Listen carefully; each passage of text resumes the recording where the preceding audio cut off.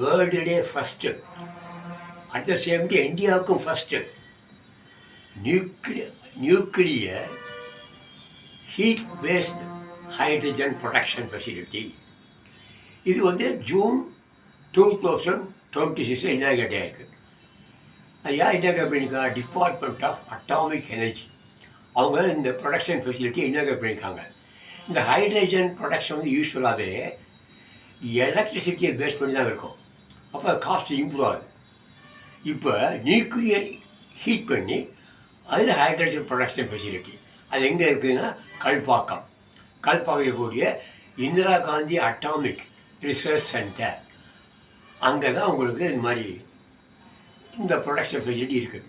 இந்த Indira Gandhi centre for atomic research அப்படிங்கிற இடத்துல வந்து ஃபஸ்ட்டு ப்ரொடக்ஷன் ஃபெசிலிட்டி இன்னாகிரேட் ஆகிடுச்சு. இதனால் எலக்ட்ரிசிட்டி காஸ்ட்டு குறையுது, at the same time clean energy கிடைக்குது, and it is eco friendly. அது எப்படின்னா இந்த நியூக்ளியர் வந்து converted into copper chlorine thermocycle. அது மூலயமா அந்த ஹைட்ரஜன் நியூக்ளியர் ஹீட் பண்ணி ஹைட்ரஜன் ப்ரொடியூஸ் பண்ணுறாங்க. இது வந்து highly economical and it reduces electricity cost. See you.